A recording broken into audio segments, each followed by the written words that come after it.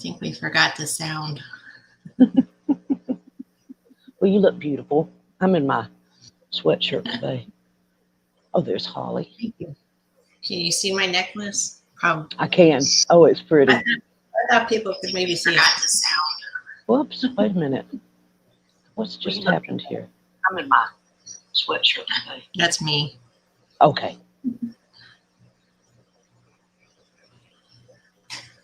What? Oh, wait a minute. There's something about Dexter. Oh. Oh.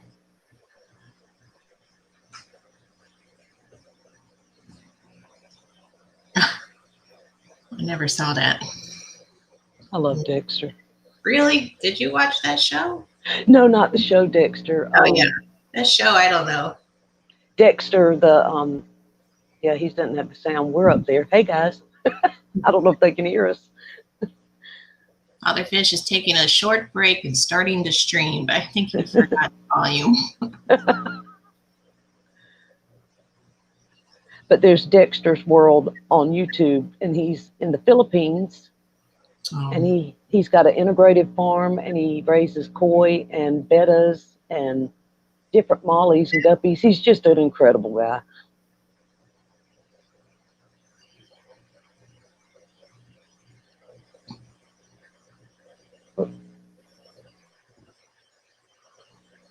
I don't know if I can remember the words, but I could sing. No, I'm just kidding. I wish it was a little cooler here. It's still hot. It was a little chilly last night on us. Oops. We had my little 2-year-old. There we go. Y'all hear the chatterboxes.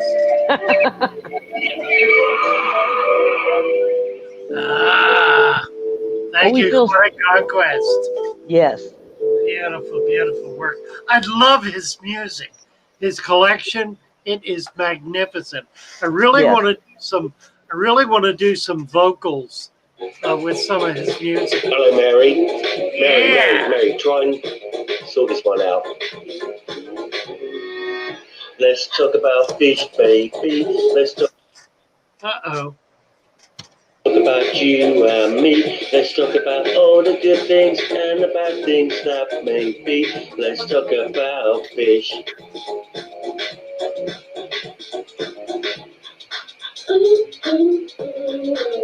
Let's talk about fish, baby. Let's talk about you and me. Let's talk about all the good things and the bad things that can be. Let's talk about fish. Fish. Let's talk about fish. Let's talk about fish.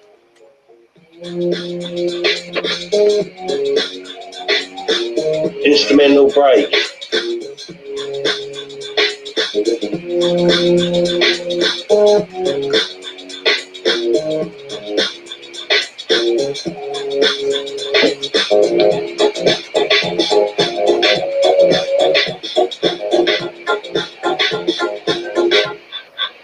Let's talk about fish, baby. Let's talk about you and me. Let's talk about all the good things and the bad things that may be. Let's talk about fish.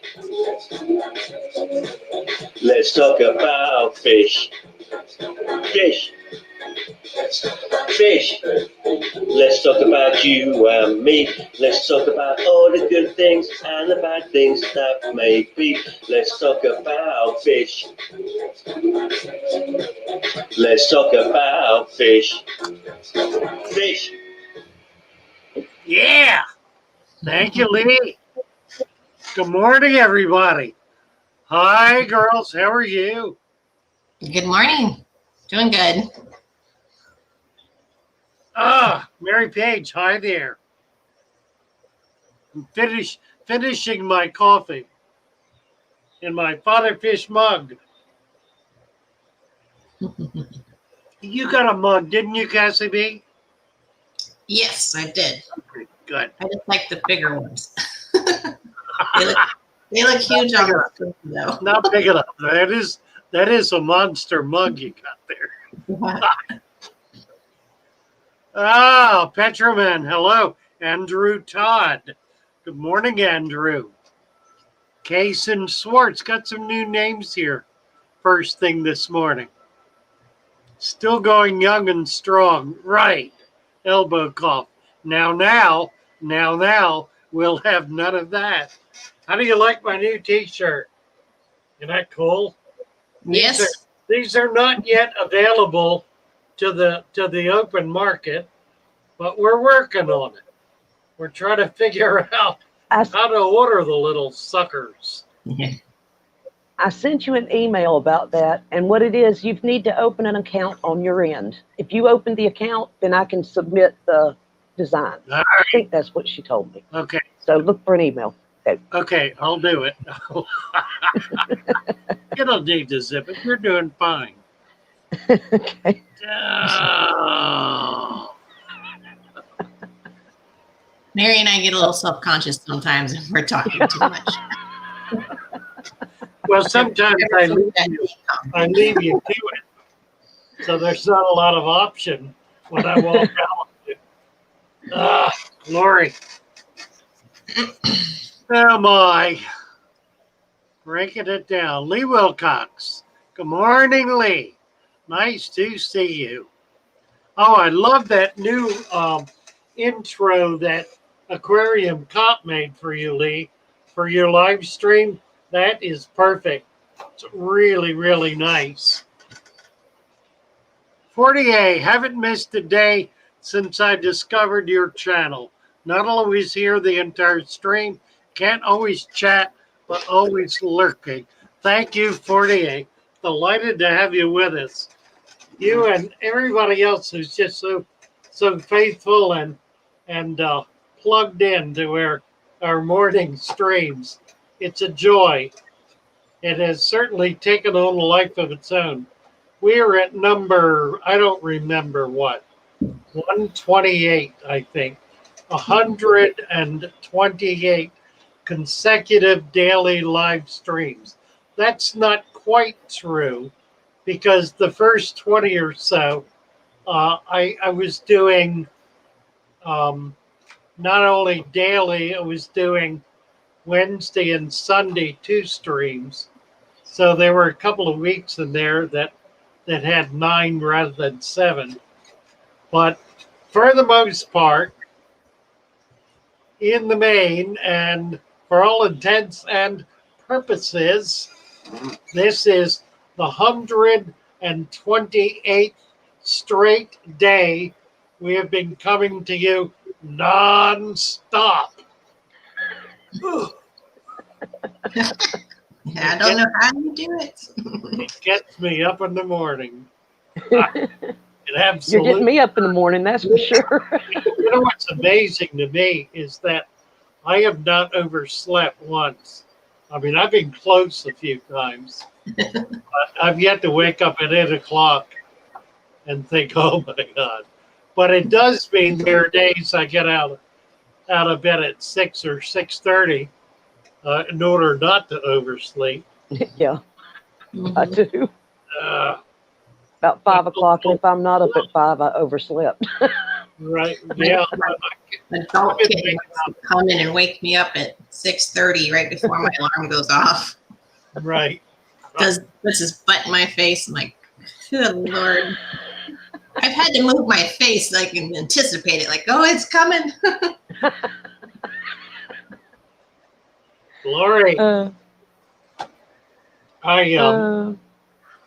I'm off one of my meds, and I need to get back on. I've been off it for a while. It's not a heart med or anything like that.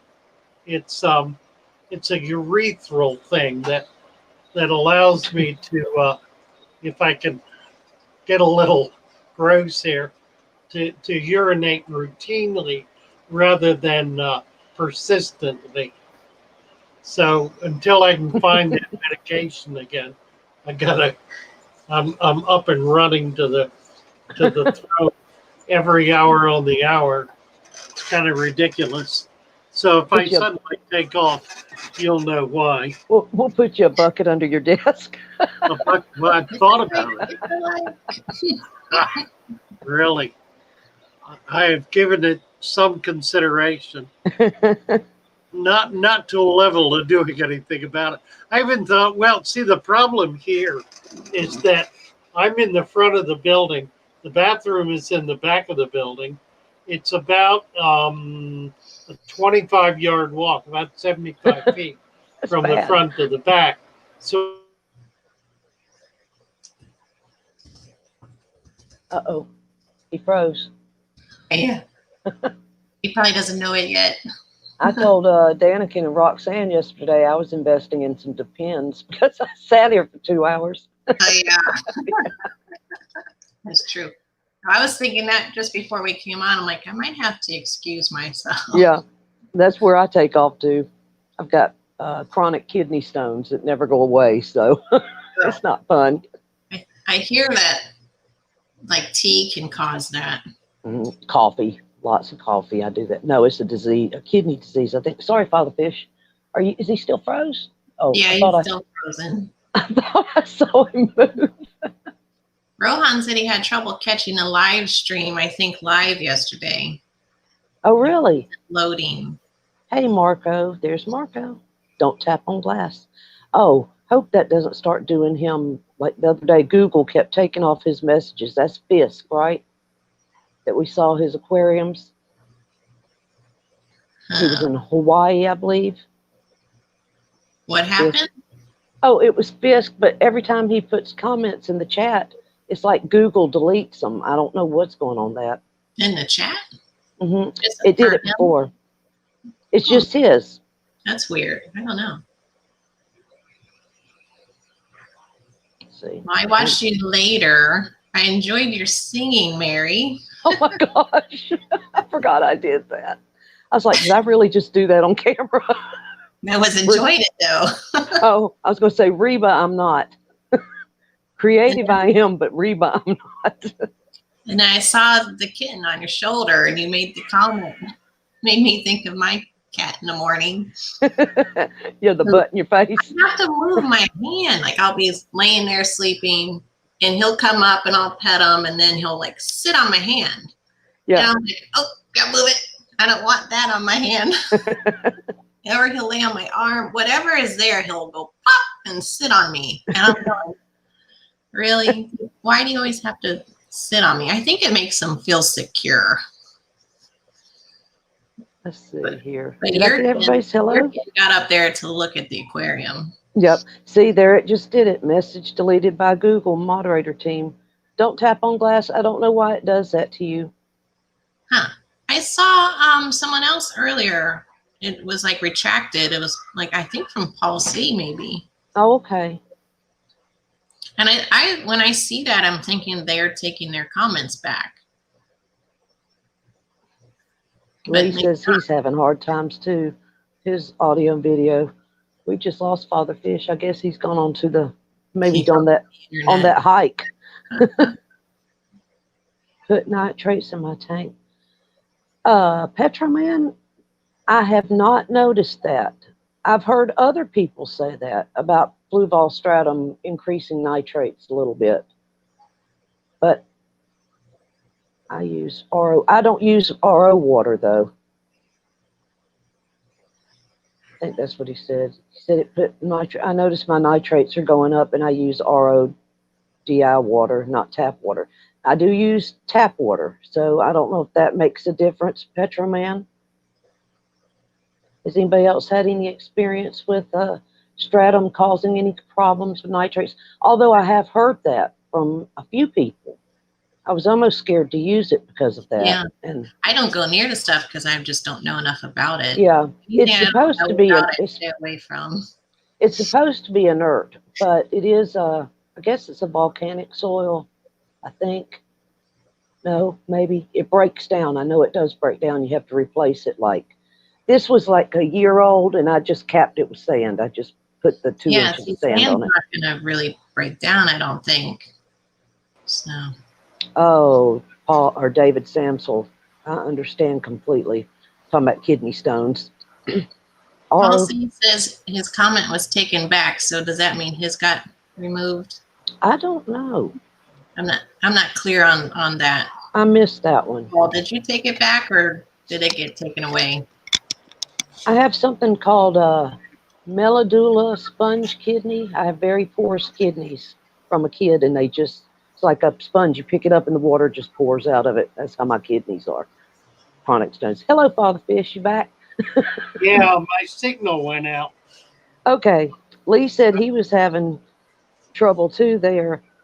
Father Fish, have you ever heard about stratum raising nitrates using RODI water? That's Petroman asking. To do what? Oh, okay. If stratum, flue ball stratum raises nitrates, I have stratum in mine, but I use tap water, and I never had any problems. I just capped it with sand, but before I capped it, I didn't have any problems with it. But I've heard that before. Didn't know if you'd heard anything about it. Well, anything that has nutrition in it Yeah. is going to raise nitrates, because the nitrates are a function of nutritional activity. They're a function of ammoniating bacteria. Anytime a fish eats something or a plant drops a leaf, it creates ammonia. Just the decaying of the waste matter creates ammonia, and that ammonia is converted into nitrates, and then other bacteria further convert it into nitrites, nitrites and nitrates. Nitrates is the end cycle. Nitrates are taken up by plants. They also I got a lot of plants. precipitate. But it's slow. It's a very slow process. It doesn't occur quickly. So you can get a buildup of nitrates purely from biological activity. One of the rules of thumb that I give to people, particularly with salt water, because nitrates are more a problem in salt water than fresh. There are corals that cannot tolerate nitrates. And the way to control that is to control feeding, which is a more difficult issue in saltwater than fresh. For two reasons, one of which is that saltwater fish have a much higher metabolism in the main than freshwater fish, and so they require more energy. They require more food. You can leave a freshwater fish for months at a time if it's an adult healthy fish without any food at all. You can't get away with that with with saltwater fish. They burn up their energy much more quickly because they're on the move all the time. They're not lurking, except for the lurking fish. They're not sitting still. That's one reason. The other reason is that the action of salt on waste simply increases putrefaction, causing any waste to break down more quickly in the presence of salt than not. And so you've got a higher incidence of nitrification in saltwater than freshwater. But the solution is four things actually: a deep sand bed, water changes, and I recommend, if you're doing routine water changes, never do more than 10%. And you can do it every day if you want to, but don't do more than 10%. Unless there's a crisis. If your tank has suddenly gone foul, if there's some real crisis, some reason you need to get those fish out of that water, then do everything you need to do to change the water. But for routine purposes, 10% will not threaten anything, will not endanger anything. And if you do it routinely, it'll have the desired result of maintaining the stability of that water at the level at which it is delivered to you. In other words, what you're trying to achieve is to keep the water at the level it comes out of the tap. So as it shifts, you make some water changes kind of bring it back down. It's never 100%, does not work absolutely, but that's only the second way. The third way is to reduce feeding. Don't feed so much. Whatever you're feeding, feed less. Always seek to feed less than you do. It will safeguard your fish. It will prolong their lives. It'll keep your tank healthier and better balanced. We did deep substrate. We did water changes. We did reduce your feed. And the other is plants. Make sure you've got lots and lots and lots of plants in your tank. Plants reduce nitrates. Thank you, Mary Page. Plants absorb nitrates.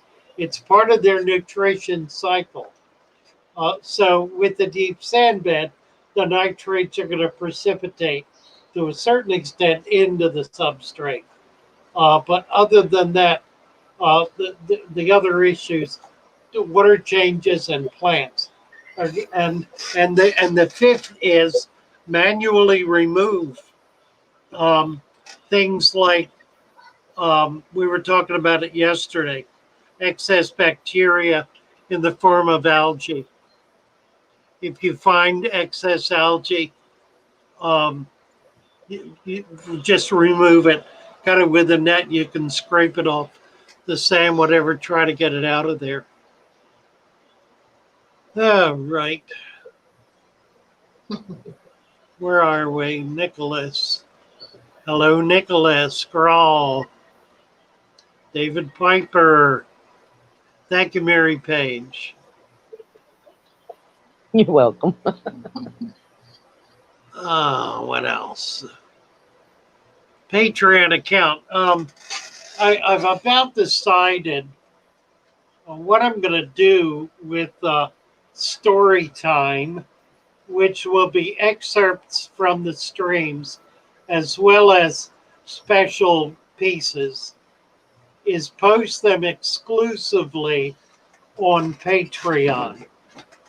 I probably will do a limited membership on YouTube, although I would prefer to use Patreon.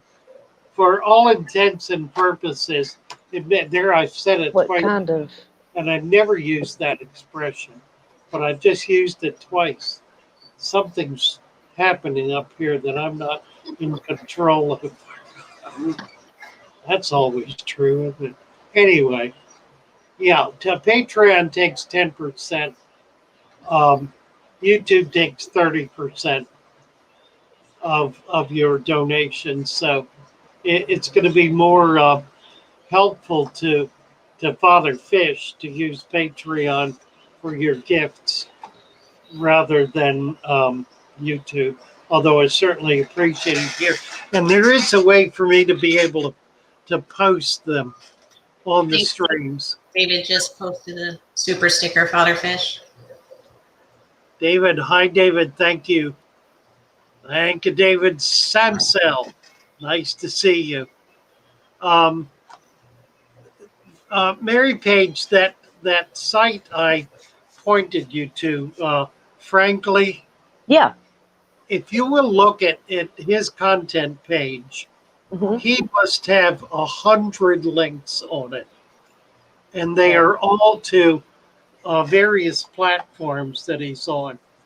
I want to look at that and try to begin to understand it and see if we can maybe move along a little bit as we grow on this thing and get more, well, not growth so much, but as we get more people who are committed to it, it might well behoove us to move to a platform where we're in absolute control of what we're doing.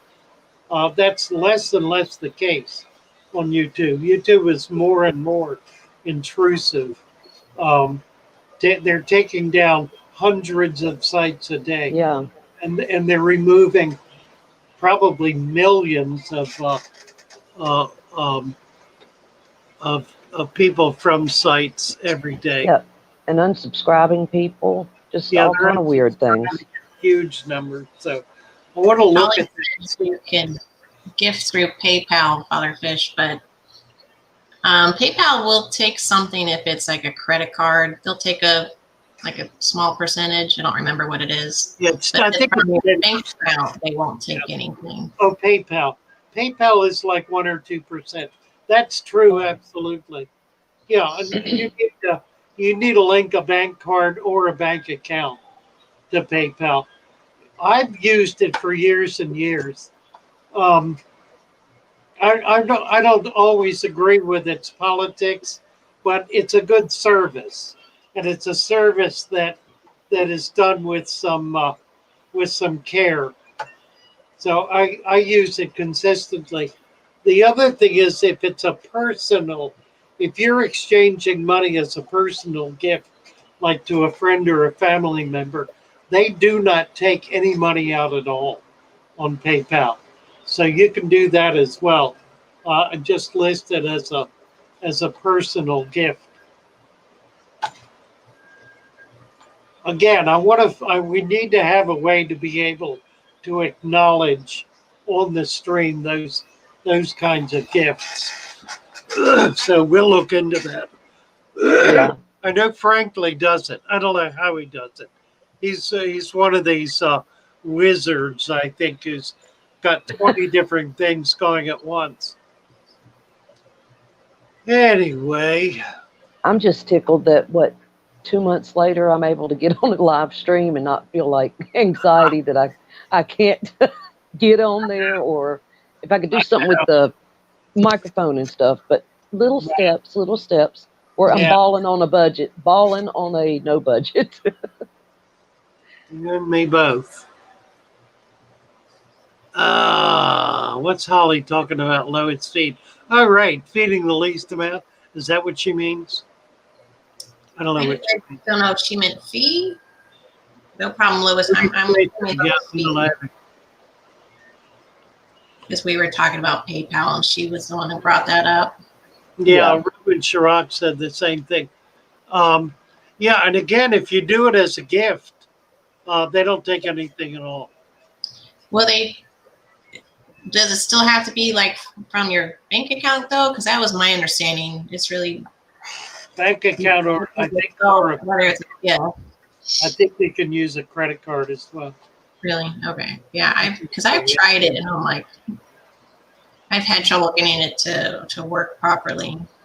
I think I even had to ask somebody to set it up differently instead of using their credit card. Yeah, I have a bank account set up with them, so I do tend to be perhaps over trusting of such things. But now with the bank account, I do not link my business bank account to anything online, nothing. And the reason is that if my account gets used by somebody who's scamming me, the federal law will protect a personal account. They will not protect a business account at the same level. But if you have money stolen out of your personal account, the bank will make it good usually in 24 hours, and that's by federal law. If it's a business account, it may take months to get that money back, and I've had that happen too. So you might consider that if you have a business account, use your personal account online and not your business account. I usually will have a third account that'll have a very little bit of money in it, just enough to do transactions, and have that one posted. So I can't lose much, if anything. But the banks are very good about replacing fraudulently, excuse me, stolen money from bank accounts. I don't know if you've ever heard of it, but my kids and I have one, and a lot of people that I do like business with or buy stuff from Facebook or different places, Cash App.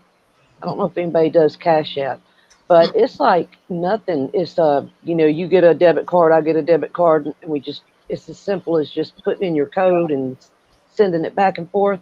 I think it was Big Tank Hank. I noticed on one of his live streams one time, he had a Cash App, and it's a great way to do money back and forth. Yeah, there are a lot of them. There are a lot of them. It's kind of like Venmo or whatever, I think. I think the rocket's going off. My son was trying to get my attention. Oh, really? Yeah, it's got really loud here all of a sudden. Huh. My doors were shaking. Can you see anything? Usually by the time I hear it, it's like practically almost It's gone. Catch I like like the Cash tail App end of too. it. Cassie V is on the east coast of Florida, right near Kennedy Center, Cape Canaveral. Canaveral. So she hears and sees all of the big rockets going off. I don't keep up with it because they reschedule sometimes a lot, and it's like the weather. They say it's gonna rain and it doesn't rain, or not always a good predictor. Andrew's saying his life runs on crypto these days. I don't trust the banks not to make the world work. I want to learn about the crypto. I just don't know how to. I know Cash App, you've got the option to put some of it on Bitcoin, but then I don't know how to use the Bitcoin. Yeah, Alan Tooth is using Cash App. I think that's what Andrew's talking about when he talks Cash App is. It's still reverberating here. Is it really? Yeah, it'll like go on and on for minutes. Oh, wow. Well, I do need to get set up, Father Fish, at some point to do this beta. I'm just not ready to do it, but I'm going to have to do it. He's like, all right. Well, you want to try to set up to do it tomorrow? Did you see it? Yeah, I'm going to have to, because he's starting to like lay around where it's getting so big. It's putting a lot of pressure on it. It's the biggest it's ever gotten. Huh? Asking Cass if she. Oh. Was asking her kids went out to go look. He was looking through the door right behind you. Look at his little face. Ridiculous. They don't have shirts on. Oh, yeah.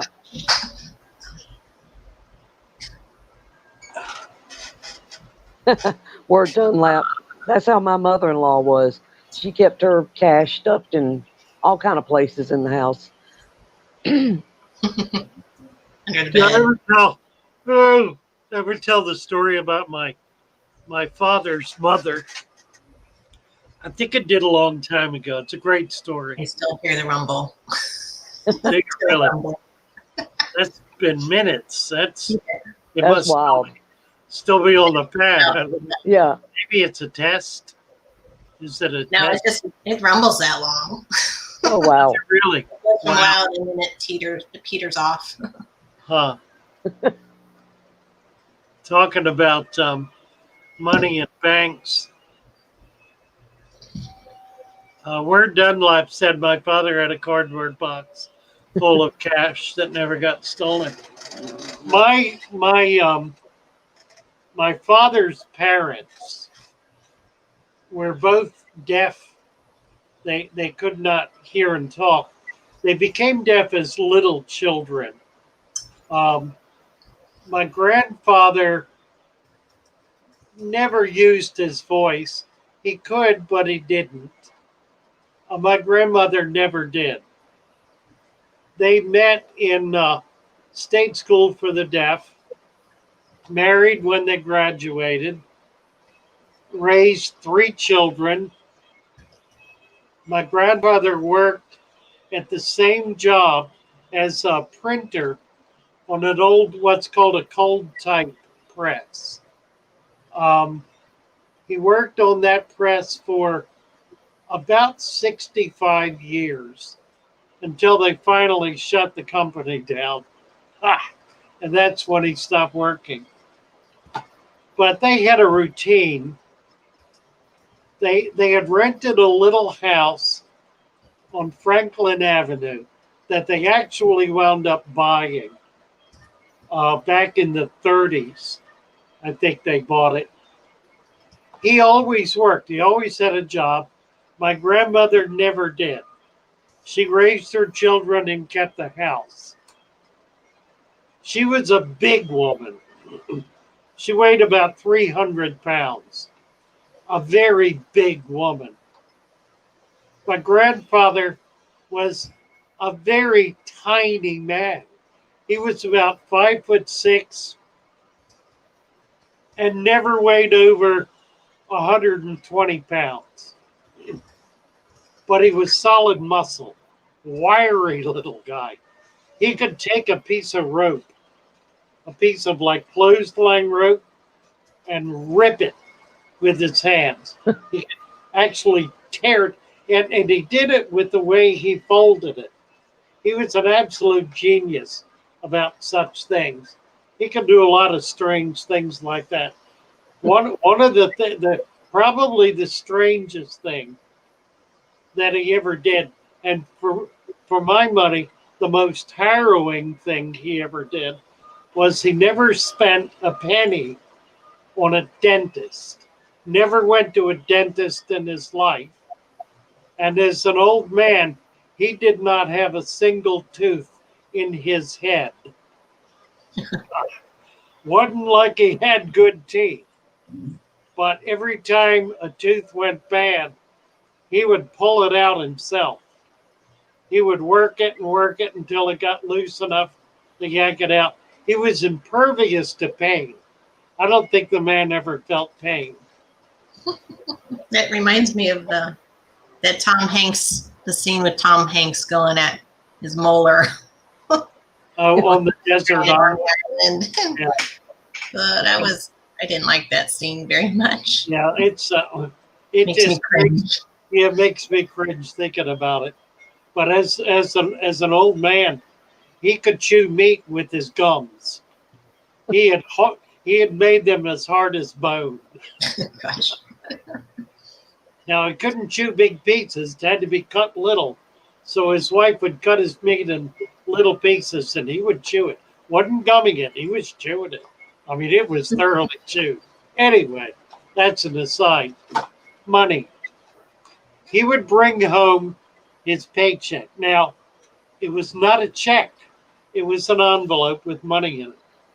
He'd bring home his envelope with money in it every week. And he would hand it to Anna. He was James.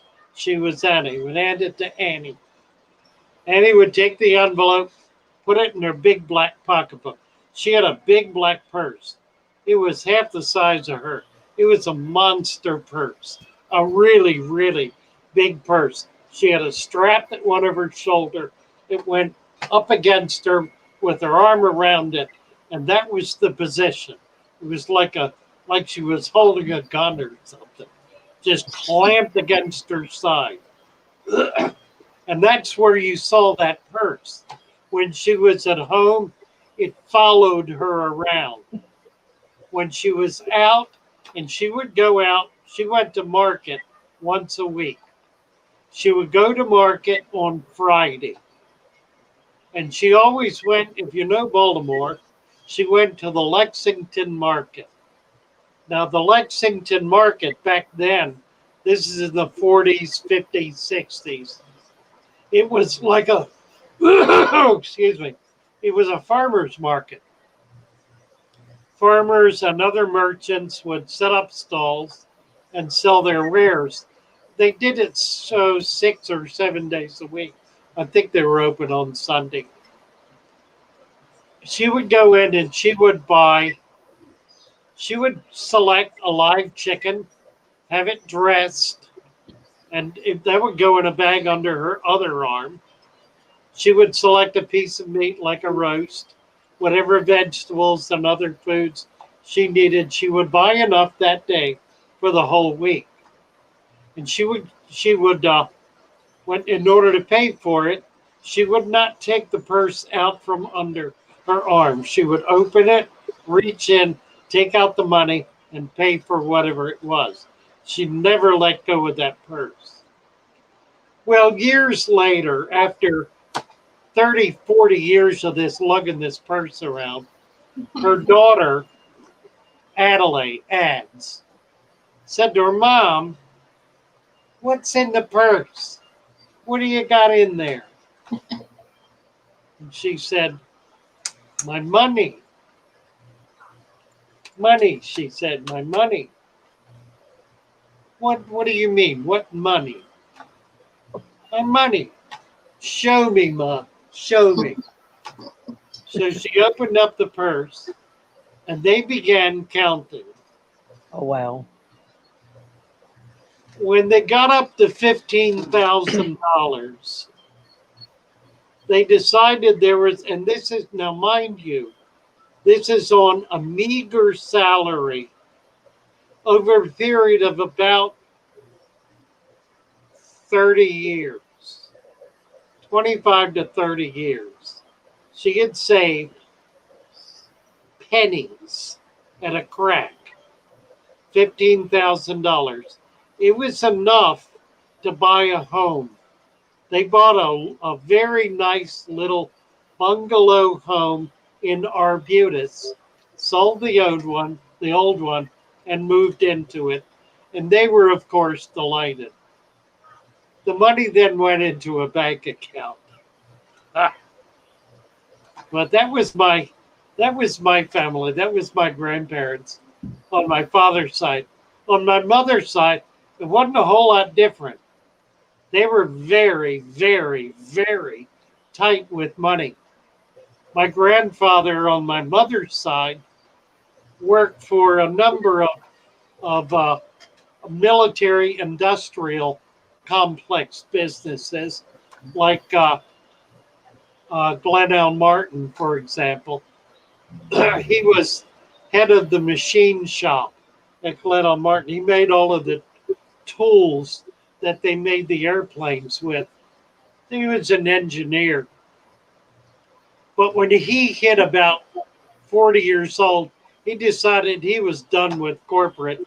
After the war, he bought a farm, moved on to the Eastern Shore, and began farming. His sole source of income was this little 10-acre plot of land where he grew apples and peaches, raised chickens, and went out oystering. I've told lots of stories about him, and there will be more. There's some I haven't told. When he died, he left me in charge of his estate. He had a very large amount of money in his estate that we divvied up at his direction among the grandchildren, of which there were 6. So that was a windfall for many of his grandchildren. But he built his own home. He built a number of homes. Hand built his own home and several others. Built my parents' home. Built both of his daughters' homes. Built homes for sale and rental. Built cottages for rental. That was another income they had. He was a very industrious man, as was my grandmother. I don't know how we got off on all this, talking about money and putting money in bags. Yeah, amazing. Amazing. My mom was raised on a 50-acre farm with 9 siblings. Did you really? Wow, that's a farm family, isn't it? Get a lot of work done with a farm family that size. Lee Wilcox, Sue and I were at a fish restaurant, and Sue suggested I have the dressed crab. I was disappointed when it turned up. I thought it might at least have a mini skirt. Well, what do we have? What can we say?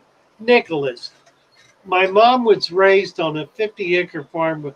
Oh, that's who you were talking about. Yeah, I was starting to read that, but I didn't want to interrupt you. Me and my fiance are penny pinchers, upper middle class, but still use coupons and always look for sales. I tell you, Yeah, I respect penny pinching. What I don't respect is greed. Yeah. And I have friends who are not just penny pinchers and very wealthy people. They are also greedy. Yeah. I take every opportunity to shame them for it. Holly Gibbs says her grandmother kept her money in her bra. I've heard of that. She had a 6D, I'll bet you.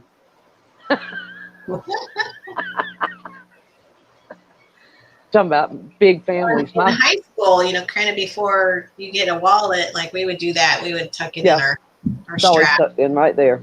Right. I was thinking about talking about big families. My husband, where he grew up, they had 10 kids, lived on a farm. He got up every morning at 4 o'clock and milked the cow, so they'd have milk. They kept their milk in a creek. He didn't even see a television until he was like 15 years old.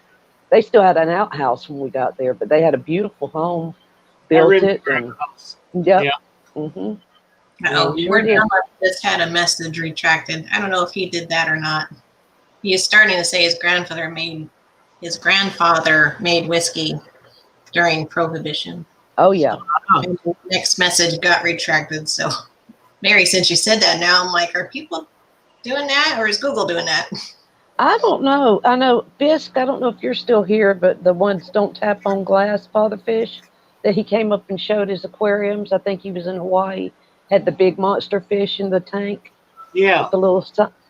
For some reason, it keeps taking his comments off too. I don't know Who where. is that?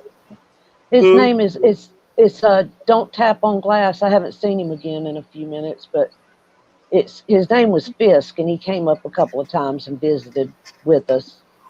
Let me take a look. I don't know what.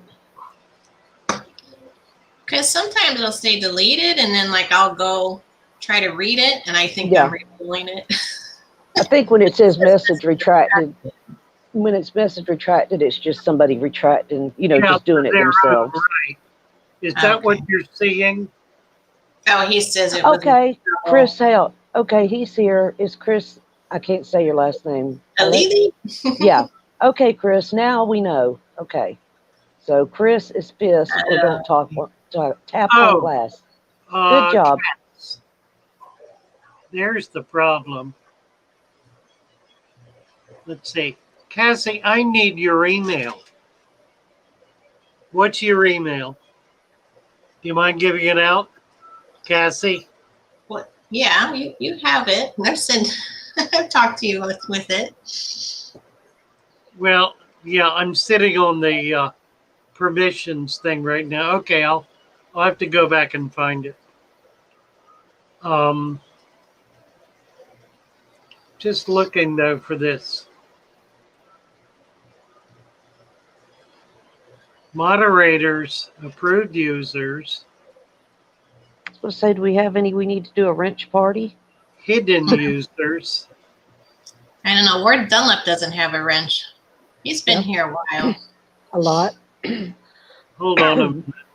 And Nicholas, Nicholas is. Fishimon 64. Fishimon, yep. And who else? Fish Dreams? We got her, don't we? David Samsell. Yep, David's been around. Andrew Todd looks new. Hold on. Don't get ahead of me here. I'm not Okay. We're not. We'll repeat whatever you need us to repeat. see. Okay, so let me get Andrew Todd's comment. Let me get into the YouTube Oh, that's right. stream. I missed it. Yeah, and I think Chevy said she didn't want one or something. A wrench. Select She already has. Chevy already has I one. missed it. Yeah, and I think Chevy said she didn't want one or something. That's probably Father Fish. Yeah. Okay, Fishy. Hold on a minute. I gotta cut the volume off. There we go. So, Fishymon. Yes, Fishimon.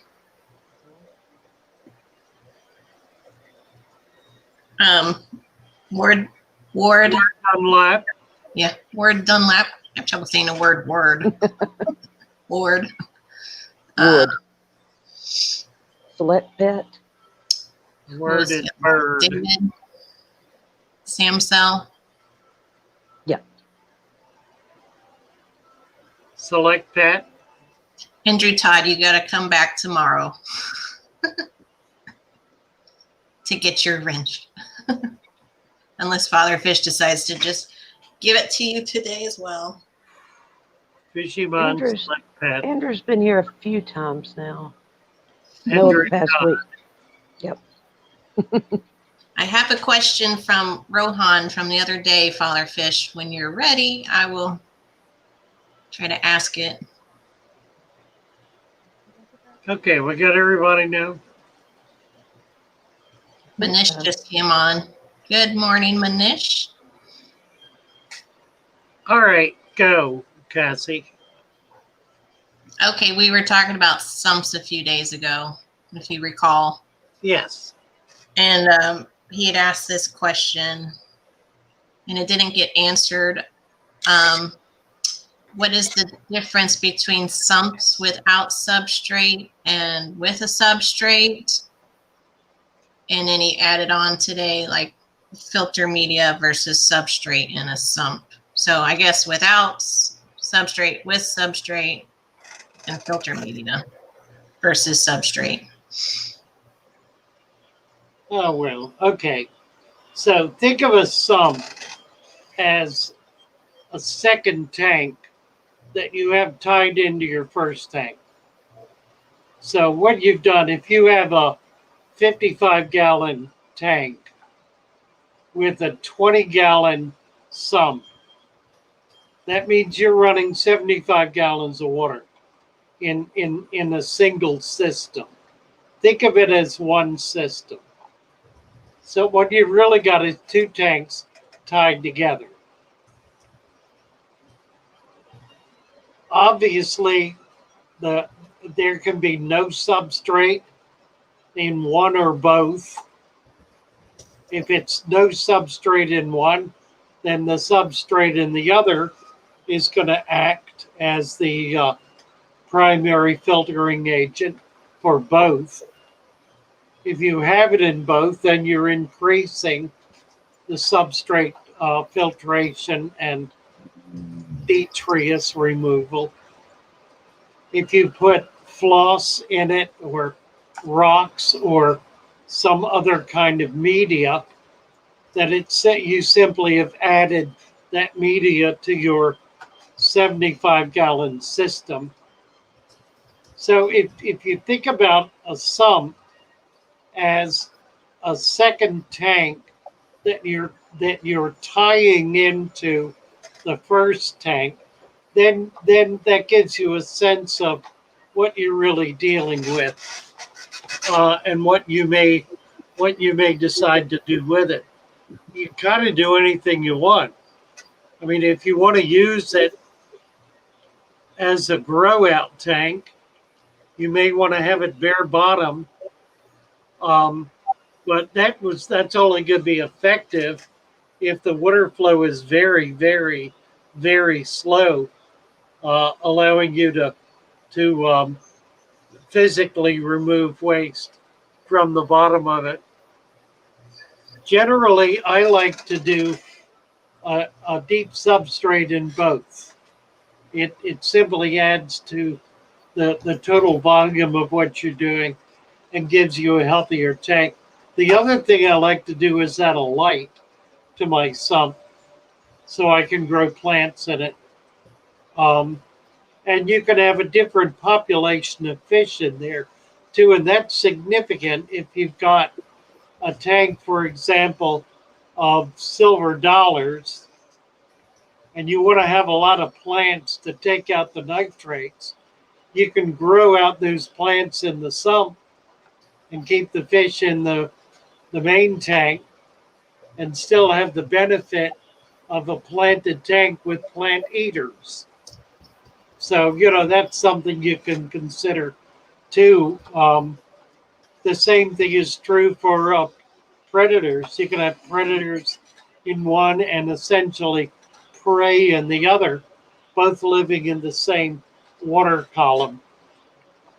So if you kind of think of it that way now, what I like to do is put the sump up alongside the first tank and bring the tops of the two tanks together so that the tops of the tank are at the same height.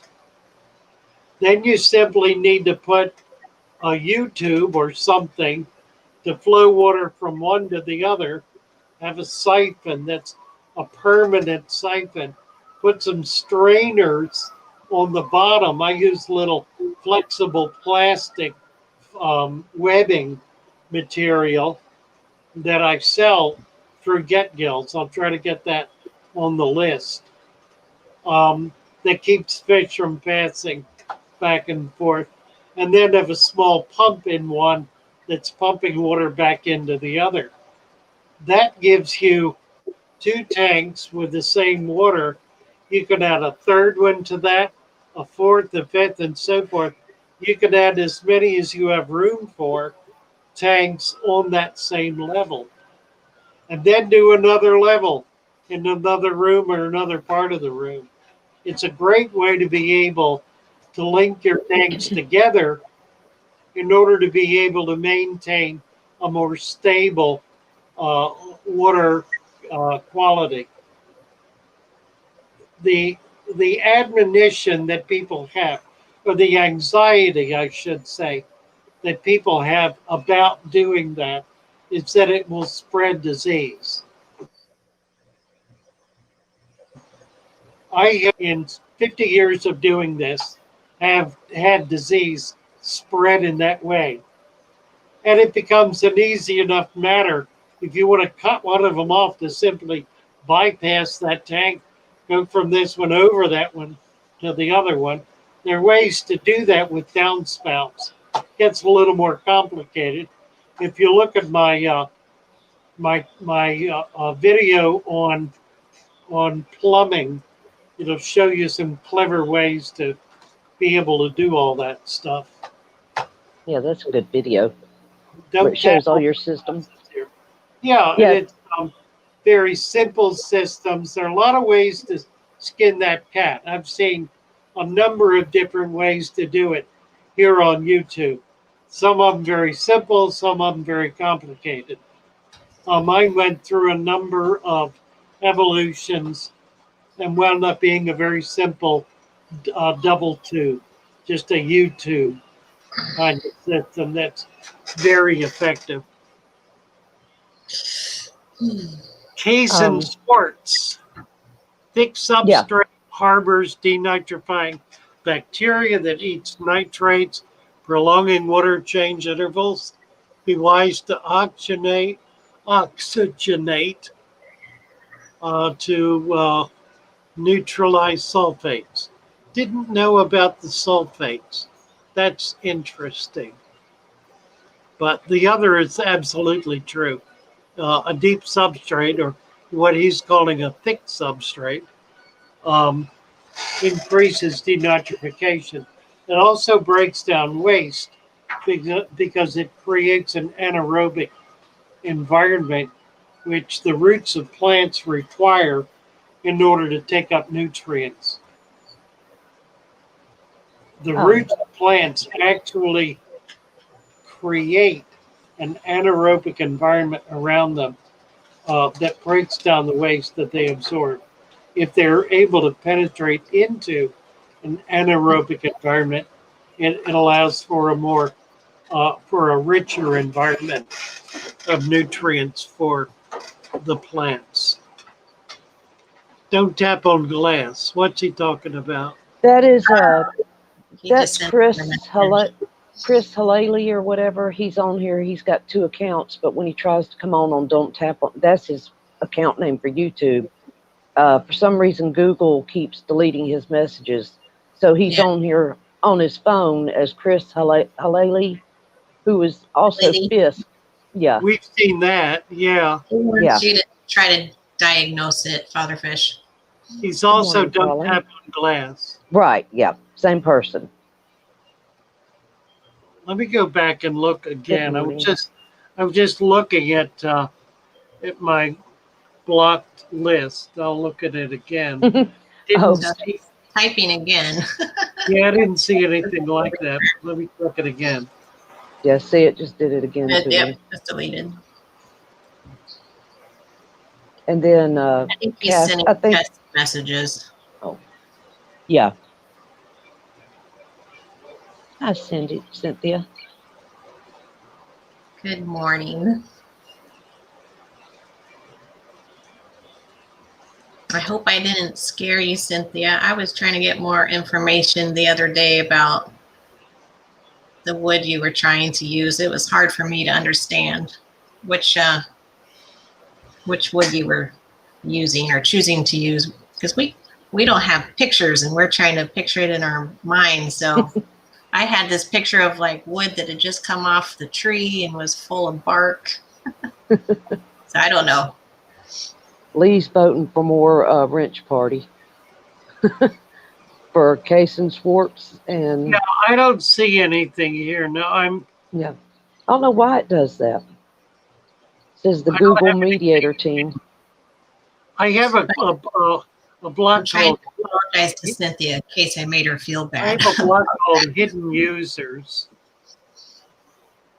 And there's the only thing I've got on there are serious goofballs and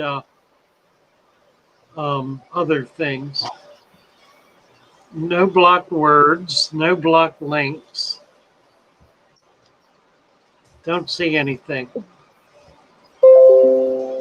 Don't know.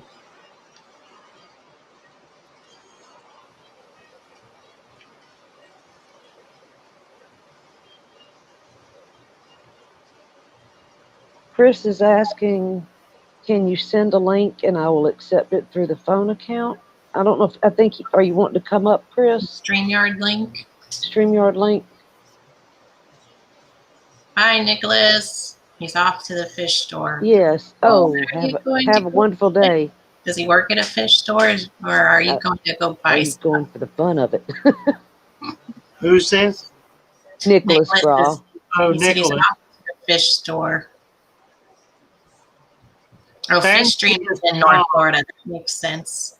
I wonder if it would help if For kids, Anthony, Fanciest Tom is asking if I remove browning or decaying leaves or just leave them. I tend to leave them. I let the fish break them down, and then because I've got a deep sand bed, they precipitate. They break down and go into the sand pretty quickly. I never have mulch laying around on the surface of my sand. If I start to see that, I add a little more sand to it because all of the mulch will go down into the sand and work its way down into the deeper parts of the substrate where it's broken down and taken up as nutrition by the plant. So I consider it part of the cycling of the tank, and so I don't take it out. Obviously, that doesn't work if what you're trying to create is an artistic, picture perfect, whatever piece of art. Fisk is here. There Yeah, he man. I let me mute my YouTube. Hi that's there. Nicholas or Chris, and don't tap on grass. Glass. Grass. Wow. Thank you, Grego. Wow. Yes. Just let me turn off Thank my you. lighting system. There you go. Yeah, my Oscar has like these little pimples on its face, and I think it's because I activated my UV sterilizer. You can see it on its fins. It was worse, but you can see little dots on its face. I would be able to get it better on my phone, but I don't know why my phone won't work on. Like, I don't know. I don't know. I don't know what to. Well, I boosted the temperature. Can you see it? No. Like he has little dots on his face. Little ick. Can you go a little closer? It's hard I'll to try see. without getting it to glare. I can kind of see it. Gotcha. That like, could that be like beginnings of what is it, hole in the head or anything? Maybe. No. I'm wondering if he has ick. Yeah. I'm thinking it's ick too. Yeah. Dang it. I don't know which way to Yeah, turn. that monitor's in the way. Yeah, I Yeah. really, it's I too want to use blurry. my phone, but it won't let me use my phone. I don't understand why. It's too blurry to see.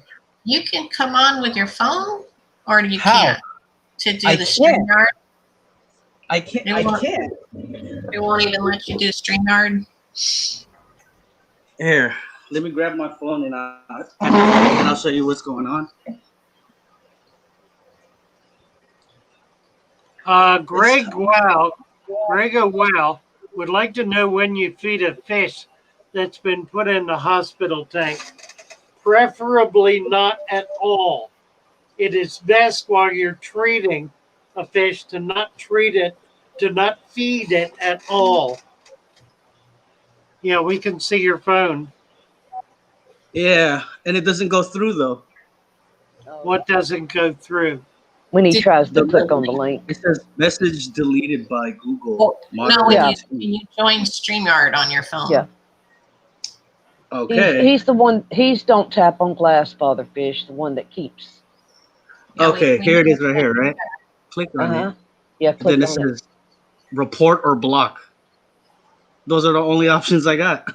Yeah. I don't When you click understand. the link, Rohan says, It just says report or block. Like I'm not reporting, I'm not blocking. I don't know what's going on. is that when you hit the StreamYard link?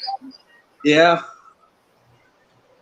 "I'll be I hit right the- back, guys." HTTP It does StreamYard. like normally it says open in Edge or something Is it? or Safari. It'll have you open in Safari, I think. Well, let's see. 903. I've got him. I've got him on StreamYard. Well, you have my real name, Crystal Lely. Hi, Lely. No, I have Don't Tap on Glass on Yeah, StreamYard. don't tap on glass won't go through though. Did we I say that haven't- right, Lily? Yes, it does go through. Deleted by the Google moderator team. Right. They're watching you. They got you Oh. like on a blacklist. Well, Why am I I don't blacklisted? know. I don't know. Let's see if it'll tell me anything.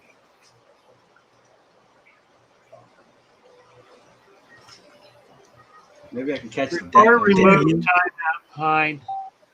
You see him? That's happening on Google. That is not happening on StreamYard. So I'm getting you on StreamYard. And we're not doing that. We're not doing that, or I'm not doing that. It may be because I've got about 100 moderators that someone of those moderators is doing it. That's certainly possible. I have no way of knowing who that would be. I mean, Greg I is never- saying to sign out. Have you tried signing out and signing back in? That was a suggestion onto YouTube? for you, Chris. I think to maybe sign out of your Google account and sign back in. And then just use Chris Halili and Well, don't tap on glass. I've just made you a moderator. So let's see if it'll get around that. oh. As a Chevy, moderator, what's my job? That's the only channel that deletes the messages. I don't know. Give me a second. He can't use don't tap on glass. That's the one that's getting his messages deleted. Here's a test right now. I said hello. Let's see if it gets knocked off. Yeah, it's there. I've got it. But give it a minute. Sometimes it takes a minute. Yep, just got deleted. Huh. Can you can you I still try can't jump in. All right. So here's what we knew about that. He came on as a moderator. He's been diluted by the Google moderator team. No one of my moderators is capable of deleting another moderator. So it's not happening on my channel. Google is doing it. We're not. Peplin is saying you need to make a new Google account. I'm not blaming you guys. I'm on a Samsung. It's probably like a Samsung thing, and since I'm not Apple, they don't want to let me do It's it. no, it's being done on Google. Google is doing it. Right. Yeah, and Greg says Andrew's right. That account is blacklisted by Google for some reason. Oh, there you go. Sign out as don't tap on the I wonder glass, why. and sign back in as Chris Halili. Well, you're going to have to take it up with Google. Okay. All right. Sorry, Chris. Yeah, good luck with all that. I like your tank. Yeah, it looks great. Yeah, we've seen it before. Kick your temperature up to 86. Yeah, I was just going to ask what temperature it was. Yeah, kick it up to 86. It's 86 in the daytime, and then right now it's 82. But in the daytime it goes to 86. Because I don't want leave it up. I don't want to feel. Kick it up and leave it up. Yeah, You want it to stay up there for 2 days. If there's ick in there, it'll kill the ick. 2 days at 86. 86. This guy's got it.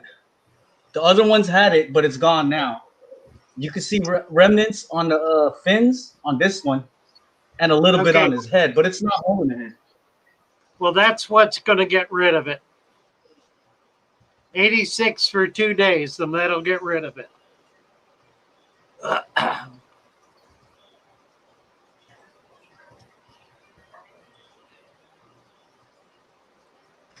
All righty. Well, thank you, Fisk. Good luck getting all that resolved. What happened to Mary Page? She might have had to take a break. She'll be back in a little bit, I think.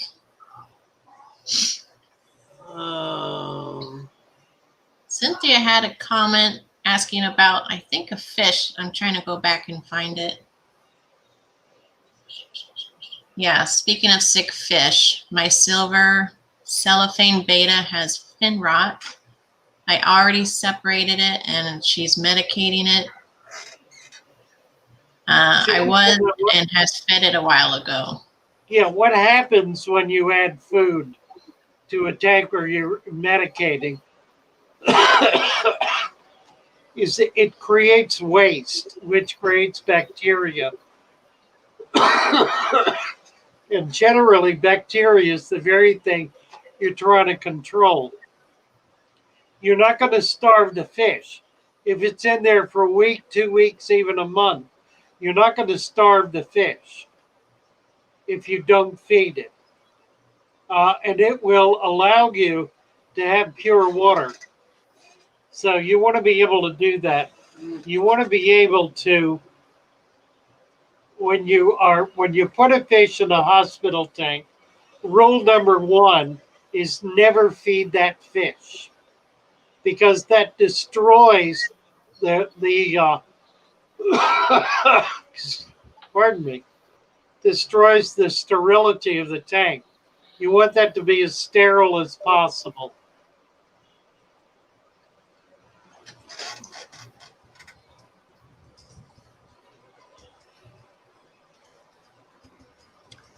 Yeah, Rohan's saying the moderator's name would appear. That's what I assumed and was looking for, and it wasn't there. So, but we did find out what was going on. It was an issue with Google.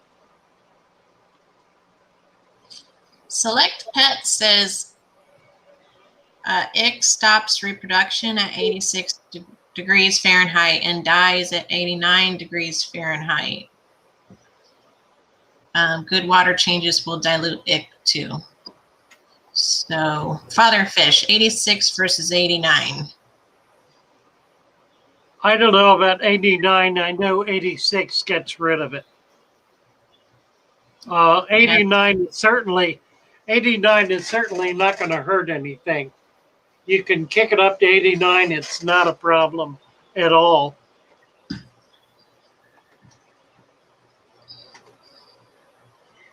What about goldfish? Because I have heard like they're like cold water father fish, and I think even Corey this was information I was probably getting from Corey's channel about goldfish and them liking cooler water, and like they get sick at like higher temperatures, like in the 80s. What is your thought on that? I've noticed that with more goldfish breeders working in warmer climates, that the goldfish are adjusting to warmer temperatures. It had been the case up until a few years ago that all koi and goldfish were raised in cold water. There are more and more people raising koi in warm water. Koi are easier in warm water, but I'm also getting goldfish coming in. The goldfish I'm buying out of Texas are being raised in water in the 80s. So they're adapting to it. It's becoming less and less a problem. Certainly it's been a problem, but as with anything else, raising a fish from hatching in a relatively unique environment will allow that fish to adjust to that environment. We see that with a lot of fish. It's certainly true, and I think many of us have experienced it with angelfish, which come out of soft acid water, but after having been raised in Florida for 50, 60 years, can no longer live in soft acid water. They die, they bleed to death. Presumably, they could be readjusted to it if done very gradually and slowly, but you can't put an angel in soft acid water and keep it alive. It won't live. Excuse me, I need to get to the front door. Somebody apparently is there, and I guess the door is locked. I'll be right back.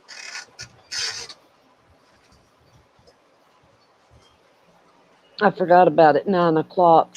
Colin Albertus was asking about that sand, and we had just talked about that the other day. He said there was no problem with it, right? Just as long as it was just rinsed and cleaned. Say that again. And pull the cigarette butts out of it. The question. It was at 9 o'clock. Colin Albertus was talking about using beach sand. And I know we had just talked about that the other day, and I think Father Fish said it was all he doesn't good, want you guys to just as long as it was stress too clean. much. He's just saying Right. sand to sand. Take out the cigarette butts. Yeah, I remember that too. I would guess rinse it, but I've also heard him say the beach sand that you get like on the beach that's not in the water, like he suggested going into the water and collecting it from like 40 feet in. So I don't know. He'll say something one day like, don't stress, just use any sand you can get. And then he'll get a little more specific sometimes and say, use the sand that's in the ocean. Hey, I'm online. You want to come in? And I'm going, he said that, and I'm going, how do you collect it from 40 feet in? How do you put it in a bucket at that point? Because once you lift the sand up, the water, it just immediately goes into the water. Mary, you're muted. Sorry. I couldn't hear you. What are we talking about? Sand. Oh, sand. And then David Samsel was talking about he plays guitar and does some clips. And I was telling him that to talk to Aquatic Conquest, and Aquatic Conquest just came in. So hello. Would be nice. You said quite a conquest is here? Yes, he's here.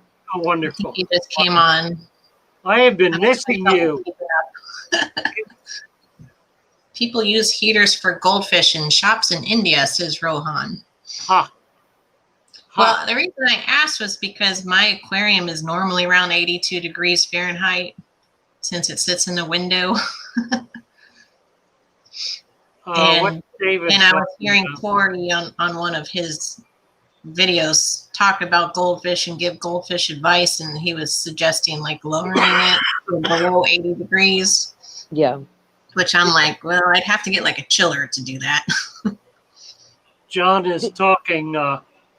But they're also outdoors here. The goldfish are in ponds outside of Florida. Hey, chill, guys. Give me a break. You're talking over me. Yeah, John Larson is talking about the tank we were just looking at, the Don't Tap on Glass. He said there are a lot of fish in that tank, and that could be a problem, and that's a real issue. I mean, if you've got a tank loaded like that one is, you really got to be on your money with it. You got to be watching it carefully every day, because one fish dying could create a cascade, particularly with big fish. If a large fish like one of those Oscars dies in that tank and isn't caught in a matter of hours, it can foul the entire tank. And in a matter of 4 to 6 hours, every fish can be dead. So you're really playing roulette when you put a lot of big fish, even in a big tank.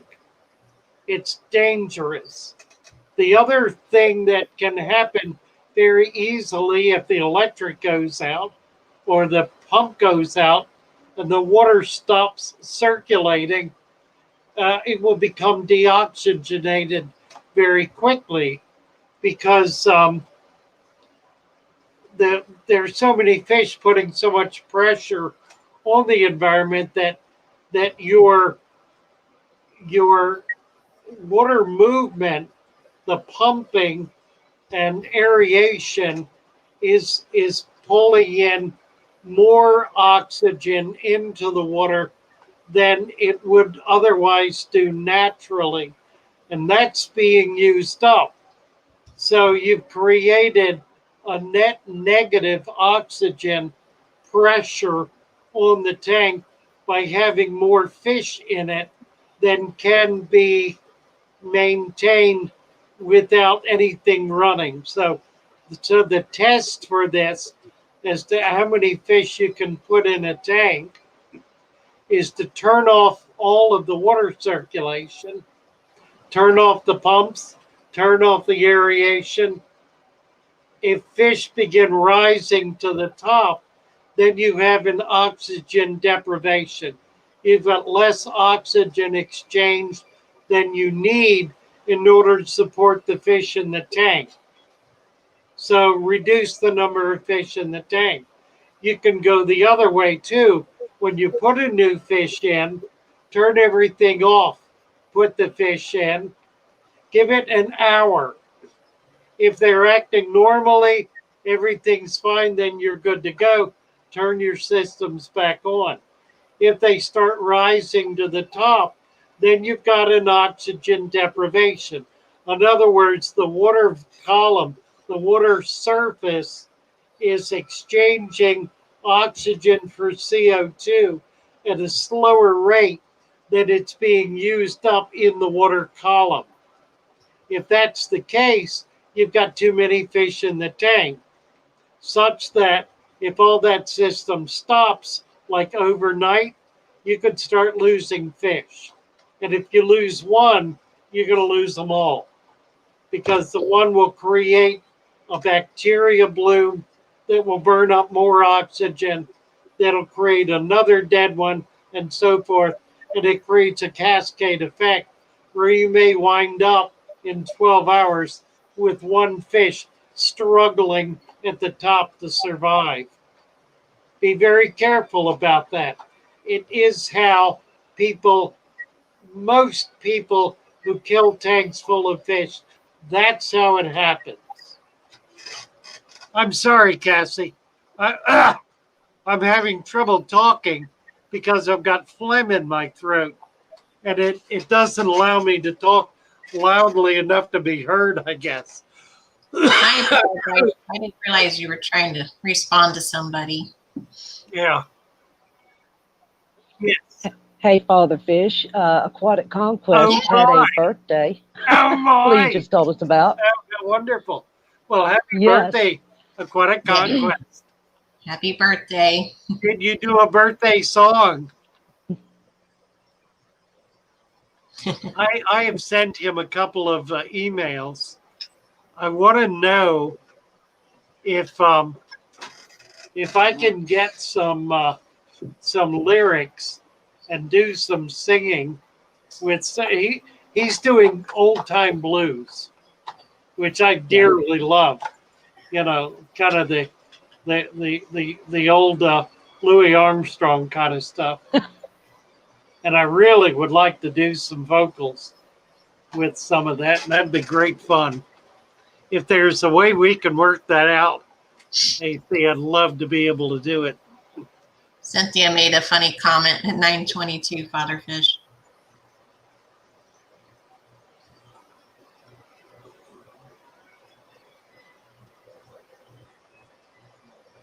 We were talking about feeding and overfeeding and feeding sick fish and not feeding as much, and then she commented on 9:22. Yeah, right. Fat little babies. Lee was looking at a little baby fish in his tank the other day, and he said, "Is it possible it could be pregnant? It's only 2 weeks old. How could it be pregnant?" Well, of course, it wasn't pregnant. It was fat because he's taken to feeding his fish again. That is, Lee, a beautiful tank. I think it is the quintessence of a community tank. You know, it's the kind of tank that every child should have. Just full of life, nothing complicated, nothing difficult. Lots of very simple, pretty little fish that are happy and spawning and, you know, just creating such an explosion of life. It's a wonderful, wonderful tank. Yes. Nicholas is asking quite a few questions. Do you want me to start with his first question? Because he's asking. Is it the only? Thank you, Cass. Yeah, go ahead, Cass. The one he had asked earlier at 9:15 on the topic of angelfish, do they eat a lot? Mine always seem to be foraging for food.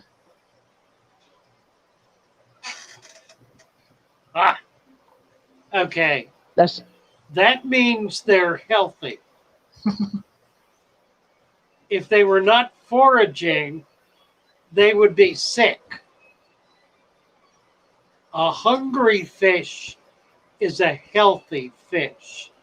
You want to keep your fish healthy by keeping them hungry. Let that bore down into your brain. Fish are not like mammals. A mammal eats until it is full.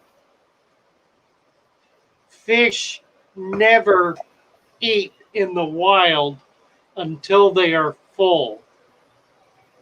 Unless, of course, they're in the middle of a school of prey that they gorge on.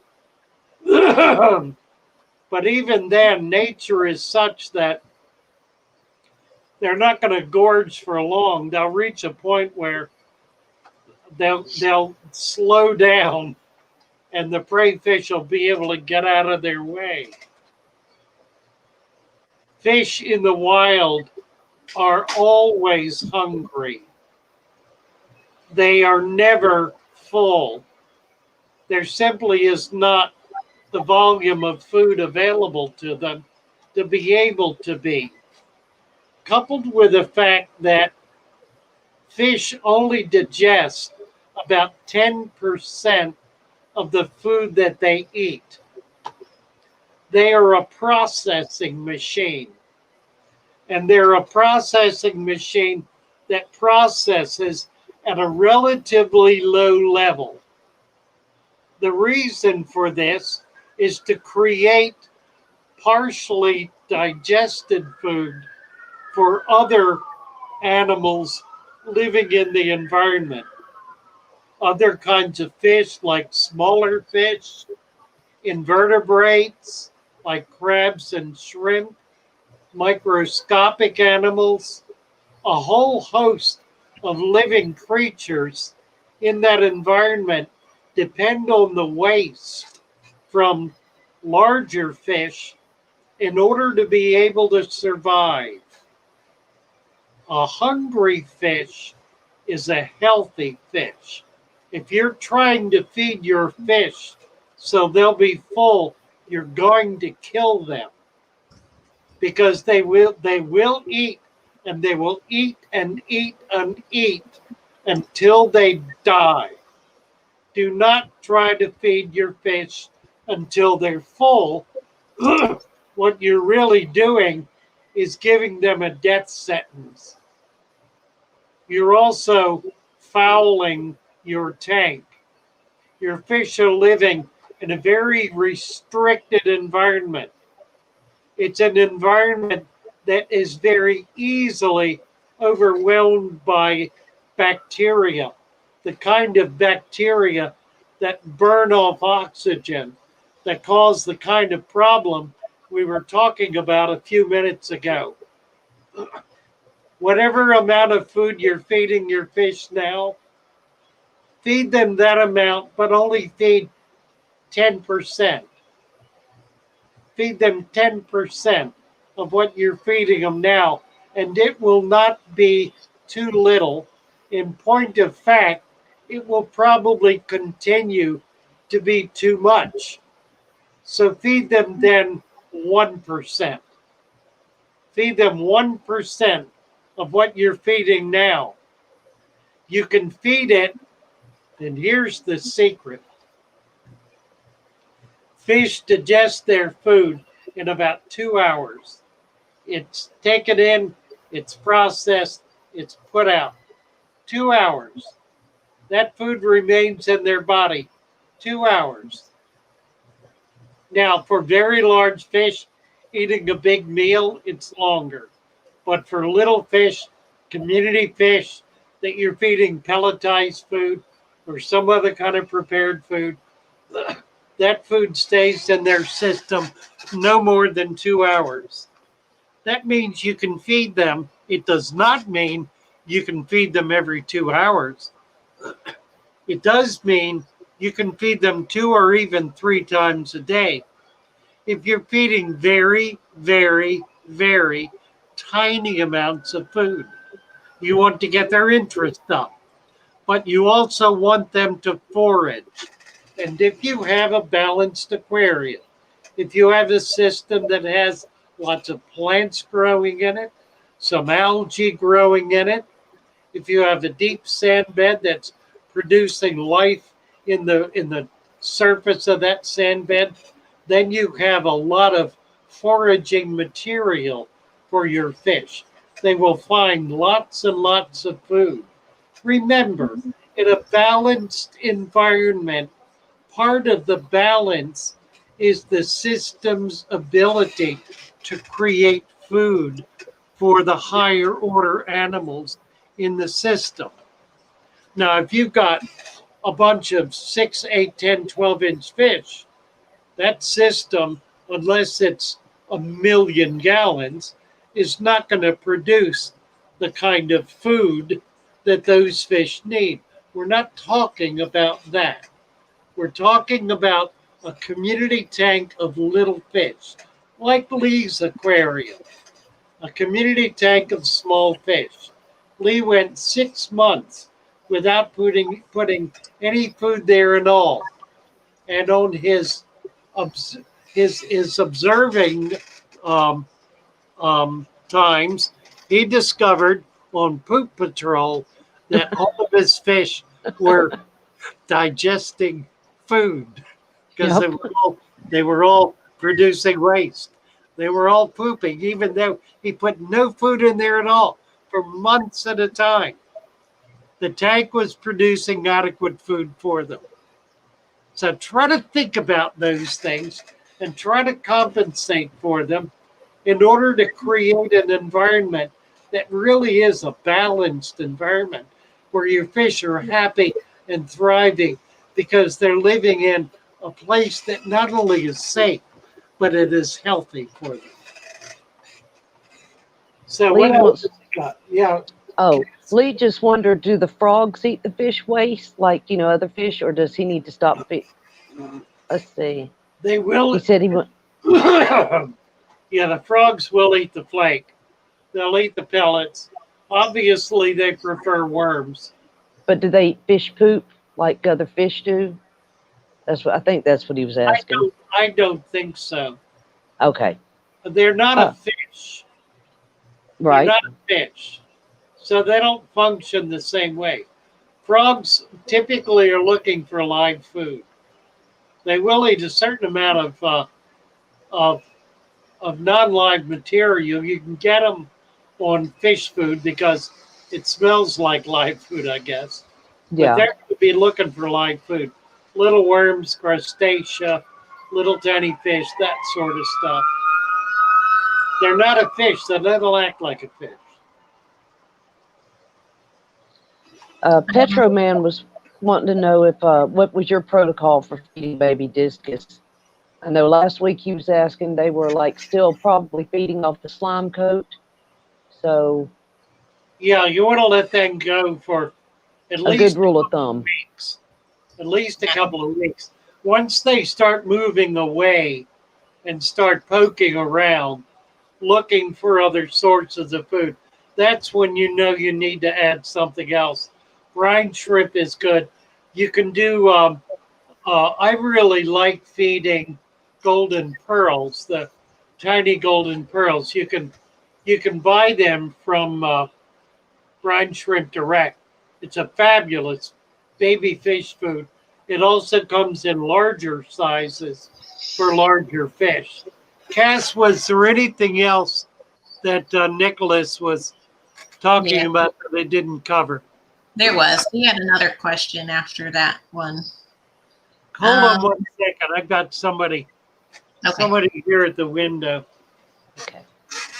I've got a question separate from the angelfish, Mary, from Nicholas. Okay. The one we were trying to, I wanted to get his previous question answered before we Yeah, that's fine. went to the next one. And now Yeah. And then you got fish dreams? Yeah. Okay. So that's what I have right now. All right, we're good. I didn't see the one you were asking.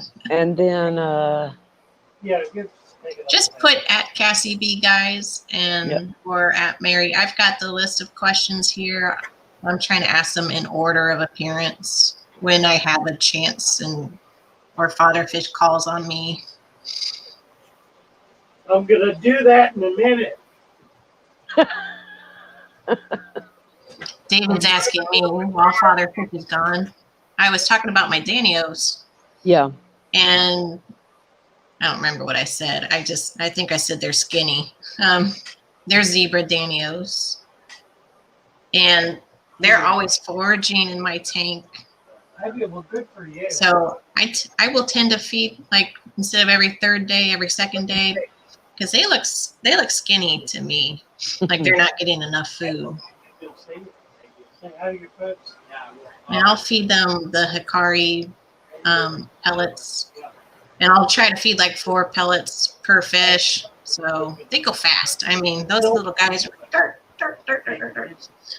like as soon as I put the pellet in the water, it's gone. Yeah. So I try not to overfeed that because it does go so fast. And I'll try to do like 20 maybe 40 pellets if I count for my black skirt tetras. Well, cool. So I'll feed the bloodworms, and then like maybe 2 days later, I might do the pellets if I'm being lazy and haven't gotten the bloodworms out. Yeah. But if I'm doing just bloodworms, I'll try to do every 3rd day because I'm afraid of overfeeding the bloodworms as well. And Yeah.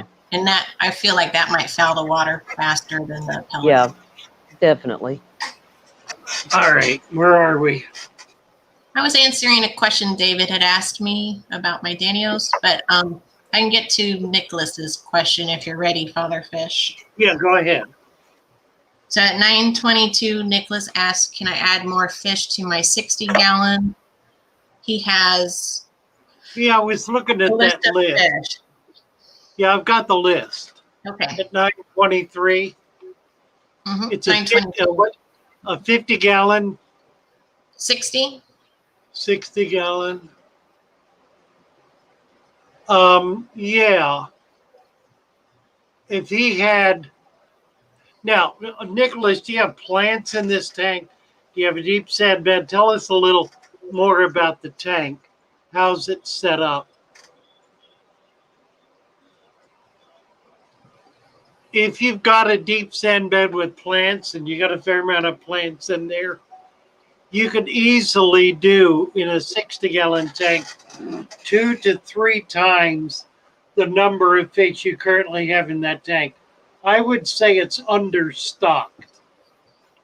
Again, it's a matter of having a lot of cover, a lot of plants, a lot of places, not just for the fish to hide, but for them to create territories. Think of plants as the buildings in a city. The plants become places where fish live, where they move in and out. They create familiar avenues. They create certain, if you'll follow them, they'll go through the same little, they'll travel the same circuit over and over again. That they can't do that if there's no structure in there. They do that because there are plants and other kind of structure in the tank creating the opportunity for them to be safe, secure, find homes, find their own little place, that sort of stuff. It does more than that, of course. It also provides a healthy environment, not just psychologically or physiologically, but it creates a healthy environment by virtue of the ability of the plants to break down waste, assimilate CO2, and so forth. So by having the rule of thumb is, again, we're talking about little fish, not big fish. The rule of thumb is the more plants you can have, the more fish you can have. If you have that tank so thick with plants you literally cannot see through it, you will be able to put substantially more fish and keep them healthy in the tank. Again, because the plants are adding to the ability of the water column to generate oxygen. The plants are producing oxygen. The dissipation of CO2 and what's there dissolving of O2 into the water column is also doing that. So you got kind of a double-barreled shotgun there with oxygen coming in from a number of sources. By cycling the water, circulating it, you're also you're getting the water in touch with the surface, which allows for that exchange to occur. So that's the importance of water movement. With more fish, more plants, there's more natural water movement. So all of those things work together. So yeah, I would say you can add more fish. Add fish at a rate of about a half dozen at a time. That seems to be a good working number. If you want to get a school of fish in, say a dozen fish, bring them in 2 groups at a time. Try to stick to 6 as a maximum number of fish to introduce into your tank, your community tank, at any one time. And try to do it no more often than once a week. So you give the fish a chance to settle in, to kind of calm down, to find their own territory. If you're adding more aggressive fish, you may want to move things around, kind of stir things up a bit so you don't create an environment where an interloper is coming in into somebody else's territory. Break up the territories before you add the new fish. That'll put everybody on the same level. They'll all be trying to establish their own little nesting grounds again. What else you got, Cassie? I have a follow-up question to that, just building on what you were talking about and what he had mentioned. Do the shrimp really add to the bioload a whole lot? Yeah, they do. They do some things that fish can't do.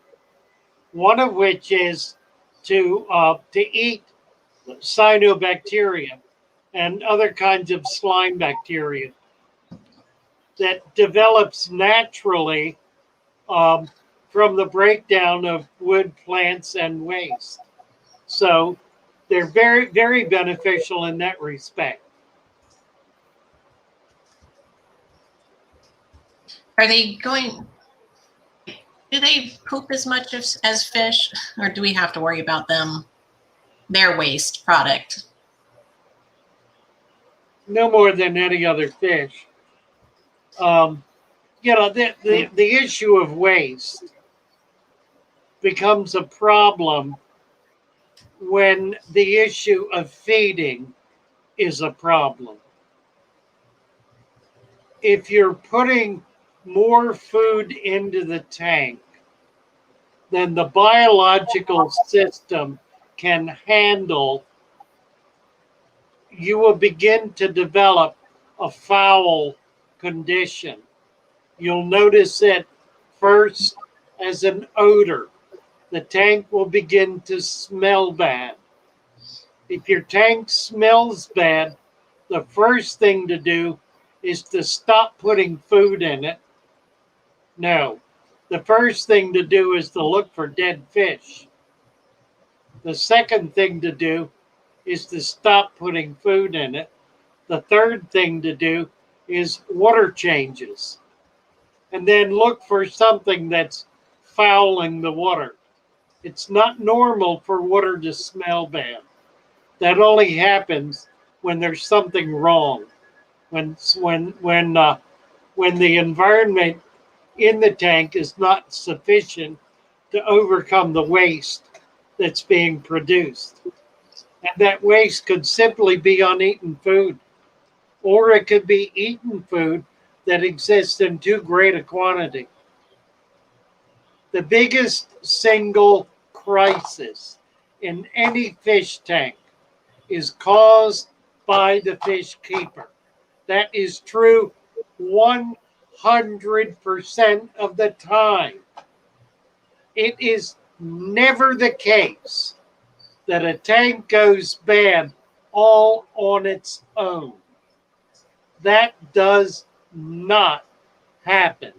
It happens because you, as the fish keeper, make it happen. So, when your tank goes bad, the first thing you want to do is accept personal responsibility for having caused the problem. Don't blame it on somebody else. It ain't Father Fish's fault. Oh. Do people Hey, blame Father Fish? Nicholas sent you a super chat for $20, Father Fish, and said thank you so Nicholas. much. That's He very sweet. Where is it? really enjoying the stream, and he's learned so much, going on and on with it. There it is. Thank you, Yep. Nicholas, very much. Deep substrate, lots of plants and algae. Dynamite. Sounds great, Nicholas. Yeah, you need Your goal should be 100 fish in that tank. Shoot for 100 fish. If these are little fish, 1, 2, 3 inches long, you can do 100 in there, and you won't have a problem. Very nice. Thank you, Nicholas. Oh, the other thing I was going to say, I'm going to leave Nicholas up for a minute here. The other thing I was going to say about the blame game is when you blame yourself for the problem, the first thing you might consider in dealing with this is consider your sources. Consider where you are getting your advice from, or from where you're getting your advice. If you're going to a big box store and you're talking to some teenager who's giving you the benefit of his vast wisdom in keeping fish, and you're having trouble, you may simply not have a mentor who is up to the task of giving you the advice you need. So look around. YouTube has become a phenomenal source of information, wit, and wisdom on maintaining tropical fish. I frankly don't think there is a better source anywhere than the incredible variety of information and knowledge that's available to the fish keeper on YouTube. Now, I'm going to make a little controversial statement here that I think needs to be made. And it's something that's kind of been noised about in the quiet little corners. But it's true nonetheless. I have been on YouTube for a little over a year, 13 months. In that amount of time, I've noticed something growing that, as I look back, started growing on YouTube 3 or 4, maybe 5 years ago. Not before that. And that is, people have been coming on YouTube in the last few years who have many, many, many years of experience in this field and are finding a home here. And the kind of home they're finding is just exactly the one I found. They're finding a place where people are curious, they're interested, they're searching, they're looking for knowledge, they're looking for ways to be successful, to do things. There is an honesty. There is an honesty about what's happening here now that did not have the opportunity to exist before. It's a relatively recent phenomenon. And it's something I cherish, and I know many of the people who I've grown close to also cherish.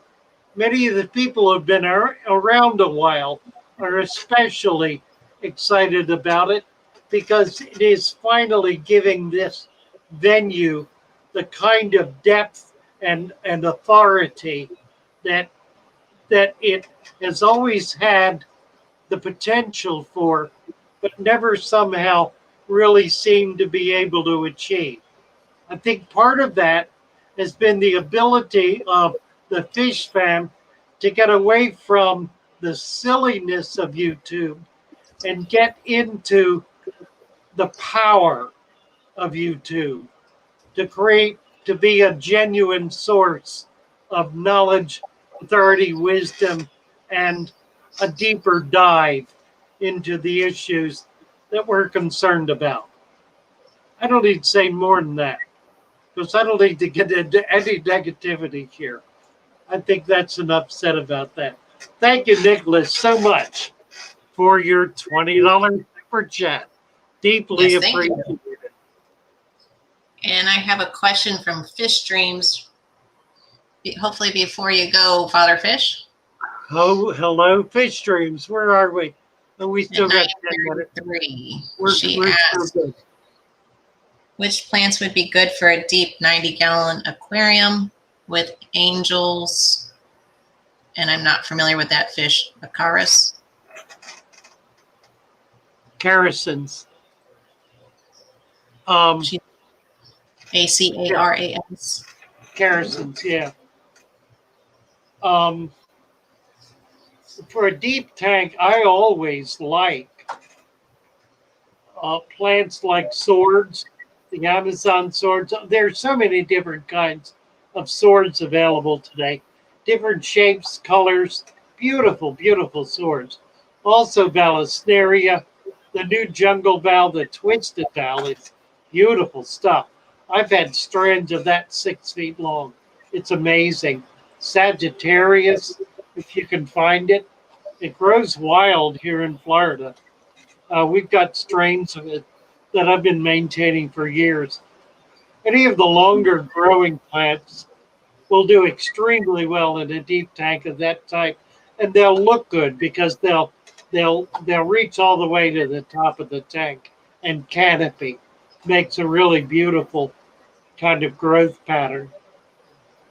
I like those in my big deep tanks. What Nicholas else? just started in the hobby 3 months ago. Who? Nicholas. Oh, really? Wow. Well, you're And on your way, Nicholas. You know, I've had this experience so many times since being here. By doing this hard start, this bulletproof start, it allows people to start their fish tank at a place where years ago it might have taken them a year, 2 years, 3 years to get there after failing over and over again.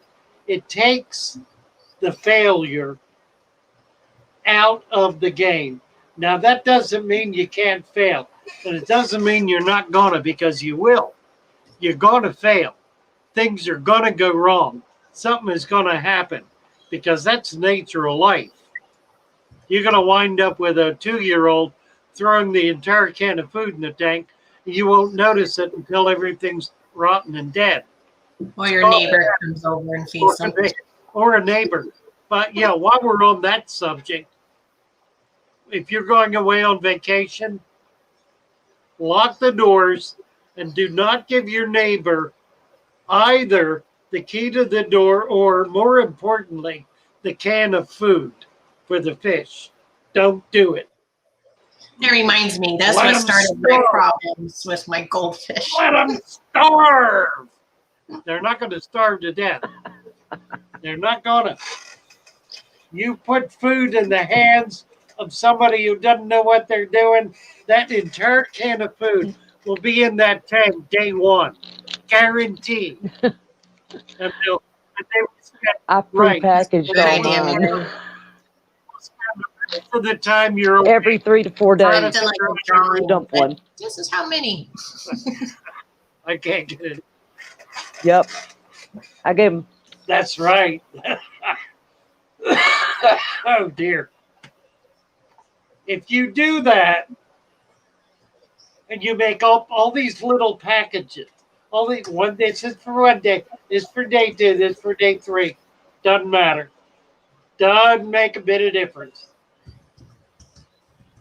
When you come back and everything is dead, or the water is murky and there's some fish in there you don't recognize, they're going to say, well, yeah, but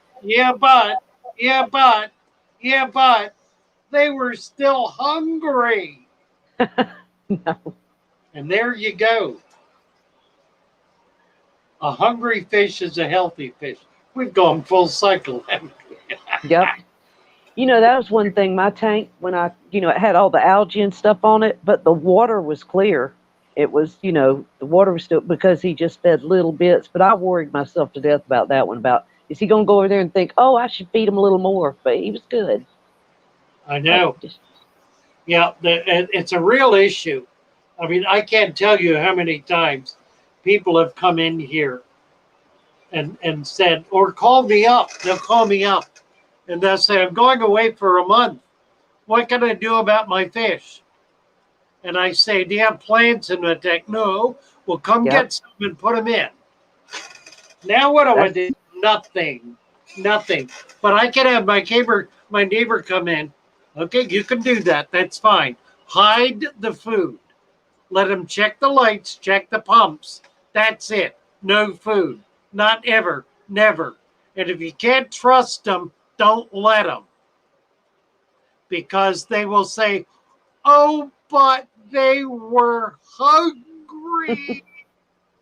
And it hurt me so bad to see your little fish suffering from hunger. Oh. Please, people. Hey, they survived. That needs to be a book title. Yep. It certainly needs to be a video title. Don't let your neighbor feed your fish. Don't let your neighbor feed your fish. Unless you really want to have dead fish. If you're tired of your tank, invite them in. Won't last a day. Where are we? Are we out of time here? We're out of time. Oh. We are. We're all caught up, I believe. All caught up. That's amazing. Yes. And the cat just woke up. I went through a whole stream. Cassie, my apologies for hollering at you. I am sorry. I guess I bring it on myself. Well, don't take it to heart, sweetheart. I love you dearly. To reply to Mary. I love you dearly. You are a precious member of this team, and I would not want to do it without you. You and Mary bring two very different strengths to this, and I deeply appreciate you. I would like to have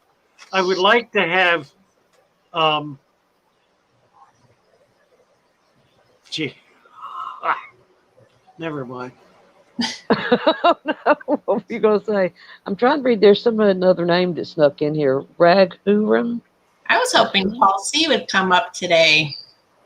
Yes. He has some good information, and I would love to see him on here. Yeah, we need to push that a little harder. Try to get some of these folks up here. Fish Stream just replied at 10 o'clock, Father Fish. Let's get that wrong. Let's get we can do this real quick. Music of Father Fish. Let's get Leon. Here we go. Uh-oh, Foxy came in at the end again. It's okay.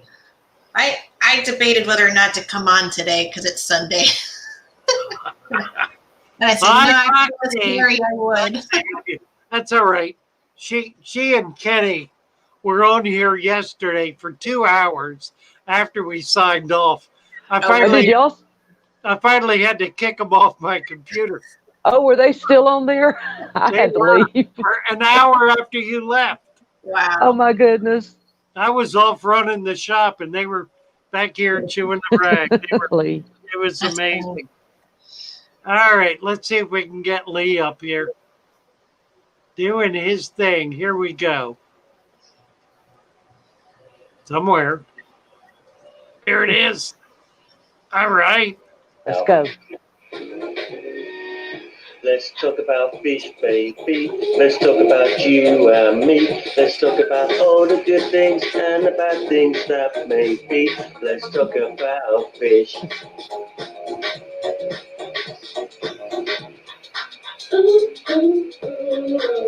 Let's talk about fish, baby. Let's talk about you and me. Let's talk about all the good things and the bad things that can be. Let's talk about fish. Fish. Let's talk about fish. Let's talk about fish.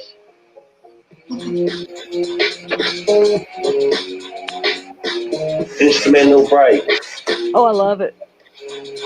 Oh, look at that. Isn't that pretty? That's Is that pretty. a fish? Oh, that's wonderful. It's That's a fish. beautiful. Isn't that cool? That's beautiful. The only thing I have is my turtles.